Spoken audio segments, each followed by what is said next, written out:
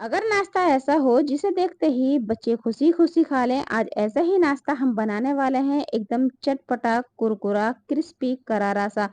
बहुत ही यम्मी लगेगा। तो इस नाश्ते को हम पोहे से बनाने वाले हैं। तो यहाँ पर मैंने एक छोटा कटोरी पोहा लिया है, पोहे को अच्छे से धो लिया है। धोने के बाद इसे हम थोड़े से पानी के अंदर भीगा रहने देंगे, ताकि पोहा जो है अच्छे से गल जाए, सॉफ्ट हो जाए।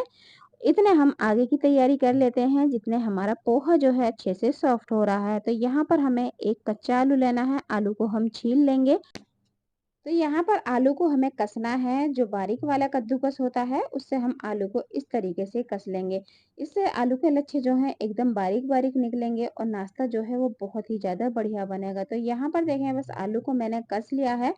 अब इस आलू को हम 1 से 2 पानी से अच्छे से धो लेंगे, ताकि आलू के लच्छे जो हैं एकदम खिले-खिले हों और इसका जो आलू के अंदर स्टार्च है वो निकल जाए। तो यहाँ पर आलू को धोकर हम साइड में रख देंगे। अब ये जो पोहा हमने भिगा कर रखा है, वो भी अच्छे से सॉफ्ट हो गया है, अच्छे से भीग गया है। तो यहाँ पर हाथ से हमें इस तरीके से इस पोहे को मसलना है। इस तरीके से अच्छे से मसलेंगे तो ये पोहा जो है अच्छे से मसल जाएगा, क्योंकि हमने पोहे को पहले ही भिगा कर रखा है।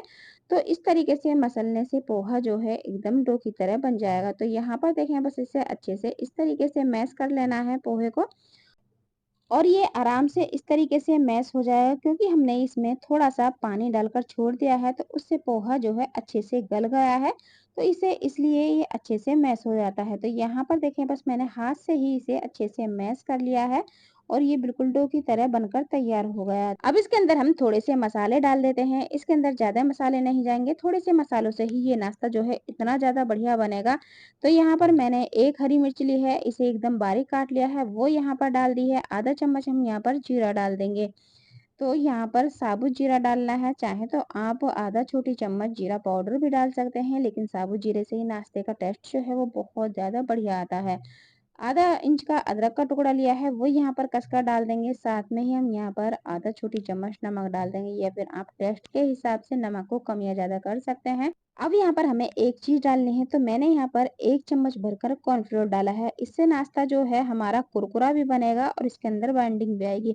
अगर आपके पास कॉर्नफ्लोर नहीं है, तो यहाँ पर आप मैदा का इस्तेमाल भी कर सकते हैं। अगर मैदा भी नहीं है, अगर आपके पास चावल का आटा है, तो वो भी डाल सकते हैं।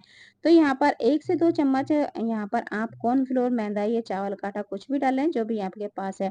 डालकर अच्छी तरीके से फिर से हम इससे मसल लेंगे, ताकि मसाले जो हमने डाले हैं वो भी अच्छे से पोहे में मिक्स हो जाएँ और ये जो कॉर्नफ्लोर डाली है ये भी अच्छे से मिक्स हो जाए। तो यहाँ पर देखें, बस अच्छे से हमें मल लेना है और ये देखें बढ़िया-सा हमें इसका आटे की तरह मसल कर इसे तैयार कर लेना है। तो यहाँ पर बस मैंने इसे अच्छे से मसल लिया है और ये चिकना भी हो गया है, इसे हम इस तरीके से छोड़ देंगे। अब यहाँ पर इसे हम साइड में रख लेते हैं। जो हमने आलू को कस कर रखा है, उसकी हम एक स्लरी बना लेंगे। तो यहाँ पर हमें 2 चम्मच गेहूँ का आटा डालना है। चाहे तो आप यहाँ पर मैदा भी डाल सकते हैं, लेकिन गेहूँ के आटे से भी ये नाश्ता बहुत ही ज़्यादा एकदम क्रिस्पी करारा बनेगा। गेहूँ का आटा डालने के बाद थोड़ा-सा पानी डालेंगे और इसका इस तरीके से घोल बनाकर तैयार कर लेंगे। देखें, इस तरीके का हमें घोल बनाना है। अब यहाँ पर थोड़े से हम मसाले डाल लेते हैं। तो यहाँ पर मैं इसके अंदर डाले हैं आधा छोटी चम्मच जो कलौंजी होती है, वो यहाँ पर ली है। अगर आपके पास नहीं है तो स्किप भी कर सकते हैं, लेकिन इसे डालने से नाश्ता एक तो खाने में भी बढ़िया लगेगा और दिखने में भी बढ़िया लगेगा।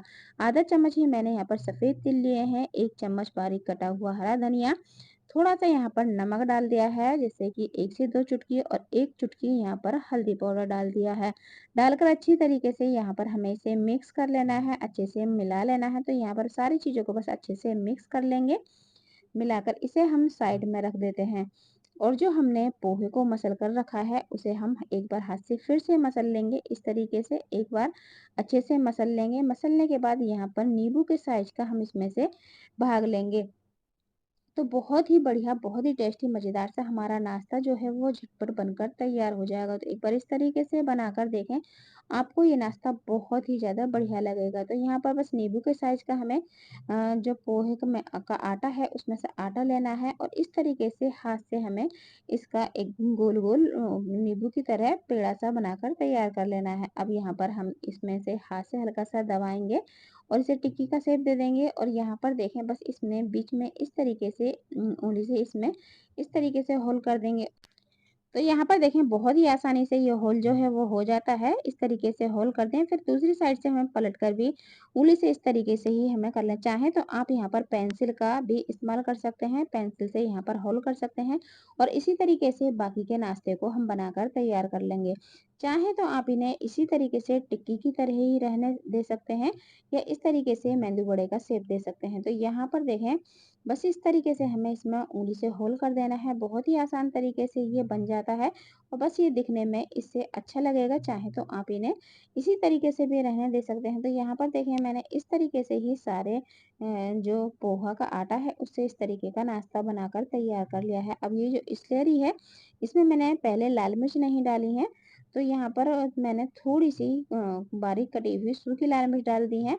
चटपटे के लिए चाहे तो आप यहाँ पर कुटी हुई लाल मिर्च या फिर लाल मिर्च का पाउडर भी डाल सकते हैं। आपको जो पसंद है वो डाल दें। अब यहाँ पर एक नाश्ता लेंगे और इसे इस स्लरी में अच्छे से डिप कर लेंगे, अच्छे से इसे कोट कर लेंगे इस तरीके से और काँटा वाले चम्मच लेंगे, इस तरीके से हम इसे निकालेंगे तो एक्स्ट्रा घुल जो है वो सारा निकल जाएगा। तो यहाँ पर देखें गैस के ऊपर मैंने पैन में तेल को पहले ही गर्म होने के लिए रख दिया है।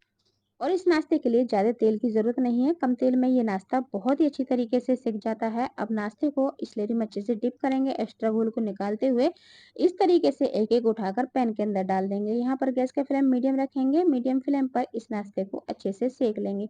तो बहुत ही बढ़िया हमारा नाश्ता बनकर तैयार हो। अगर आपको आज की रेसिपी थोड़ी-सी भी अच्छी लगती है तो वीडियो को लाइक कर दें, चैनल पर नए हैं तो चैनल को सब्सक्राइब कर दें और बेल आइकन को दबाना ना भूलें ताकि आने वाली वीडियो की नोटिफिकेशन मिलती रहे। यहाँ पर देखें जब ये एक तरफ से सिक जाएगा, इसकी साइड को हम चेंज कर देंगे और पलटकर दूसरी तरफ से भी हम इसी तरीके से सेक लेंगे। तो यहाँ पर बस अच्छे से हमें इसे सेक लेना है बढ़िया सा कलर आने तक और एकदम क्रिस्पी करारा होने तक। तो यहाँ पर देखें बस मैंने इस नाश्ते को पलट दिया है और दूसरी तरफ से भी हम इसी तरीके से सेक लेंगे। थोड़ी-थोड़ी देर पर इसे अलट-पलट कर बढ़िया सा कलर आने तक सेक लेंगे। तो ये बहुत ही ज़्यादा क्रिस्पी, करारा, चटपटा, मज़ेदार सा हमारा नाश्ता जो है वो बनकर तैयार हो जाएगा। यहाँ पर देखें बस अच्छा सा इन पर कलर भी आ गया है और दोनों तरफ से एकदम अच्छी तरीके से सिक गए हैं। जो हमने इनके ऊपर आलू के लच्छे लगाए हैं उससे नाश्ता जो है वो बहुत ही ज़्यादा क्रिस्पी और करारा बनता है। तो एक बार इस तरीके से इस नाश्ते को बनाकर देखें, आपको बहुत ज़्यादा पसंद आएगा और ये ज़्यादा तेल भी नहीं पीते, बहुत ही कम तेल में ये सिक जाते हैं। तो यहाँ पर मैंने बस इन्हें अलट-पलट कर सेक लिया है और अच्छा सा कलर आ गया है। इनको हम निकाल लेते हैं तेल के अंदर से और बाकी का जितना भी रह गया है उसे भी हम इसी तरीके से सेक कर तैयार करेंगे। यहाँ पर आप देख सकते हैं बहुत ज़्यादा क्रिस्पी बने हैं और ये रखने के बाद भी काफ़ी टाइम तक इसी तरीके से क्रिस्पी ही रहते हैं। तो एक बार इस तरीके से ज़रूर ट्राई कर देखें, आपको ये रेसिपी बहुत ज़्यादा पसंद आएगी। ये देखें एकदम क्रिस्पी करारा चटपटा मज़ेदार सा नाश्ता पोहे और आलू से बनकर तैयार है। आप इसे हरी चटनी, केचप किसी के भी साथ खा सकते हैं, बहुत ही ज़्यादा टेस्टी लगता है। बच्चों के टिफ़िन के लिए बनाकर दे सकते हैं, बहुत ही बढ़िया मज़ेदार सा हमारा जो नाश्ता है, वो बनकर तैयार है। मिलते हैं किसी एक और नई रेसिपी के साथ।